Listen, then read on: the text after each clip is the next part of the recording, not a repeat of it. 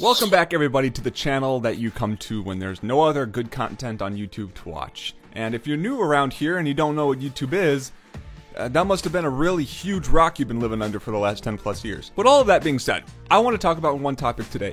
Topic that was really interesting when I was actually looking into it, and I really actually didn't expect to make a video on this, but after I researched it, there was a lot of cool information behind this, and that is the future of online gaming, what the future is going to hold when it comes to online gaming and kind of gaming in general. So we're gonna get right into this video because my camera battery is about to die, and that'll suck if this cuts off halfway through. If we're gonna be talking about online gaming, let's talk about back when gaming started. The arcade lines, the opportunity for parents to be able to send their kids out of the house so they could have alone time and everything was quiet, and then the geniuses decided to make a home-based console, which gave parents no excuse to ever have to kick their kids out of the house, which bred the basement dwellers of gamers.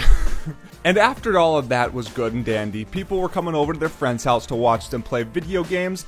They decided to make the split screen experience, which is one of the most revolutionary things that ever happened in gaming, in my opinion, was being able to sit down next to a buddy and play Halo together, or sit down next to a buddy and play whatever your game of choice is. Because that multiplayer experience, being able to sit down next to somebody else, was always super fun when you were a kid. And then the slow birth of online multiplayer came into play. Go get him, cops. Thank you. Kill him. Oh my god, the kid's coming for me. He doesn't have cops on him. Come on!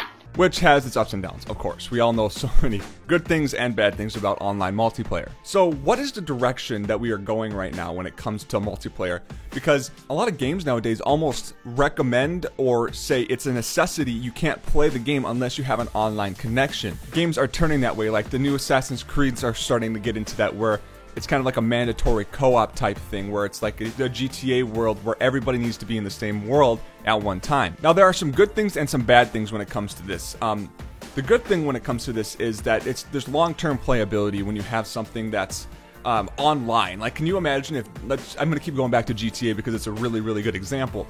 If you had the campaign for GTA, and then that was GTA, that's all you can play. You can play with your friends, there's some little side missions you can do in the campaign, but that's it. That would kill the game's long-term playability. There are still 30,000+ people online playing GTA at any single time because they have that online MMO type, everybody's in the same world type gameplay where you can just go and do whatever you want. GTA did a very good job at that.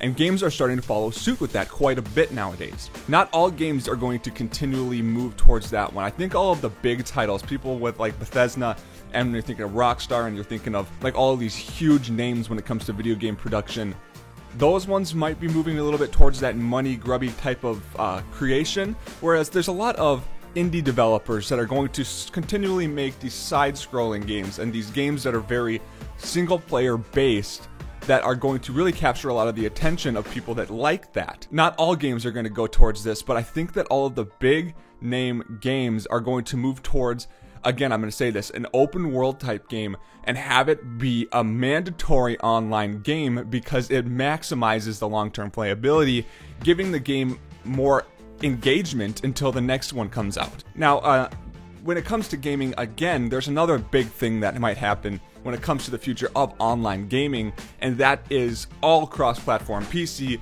PlayStation, Xbox, maybe even the Wii. The Wii just dropped a new console that I might be talking about in the near future here.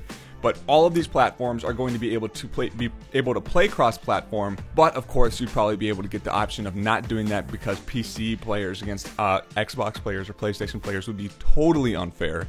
But there are a lot of games that are getting cross-platform now, and if we could have one big massive world that everybody is playing online on, it's going to really push a lot of sales. There's going to be always somebody playing a game, which is something I'm pretty sure a lot of these big wigs are trying to get to do. Now, there's not too much more information on this. Again, I did some research on it myself, and I thought that it was interesting, and I thought you guys would like this information as well, so I thought I'd just make a quick little video on this, and I hope that you guys liked it. Leave a like, leave a subscription. Let me know what you guys think about when it comes to the future of multiplayer gaming. I would really like to know down in the comments, guys. I hope you all have an awesome day. I will see you guys later.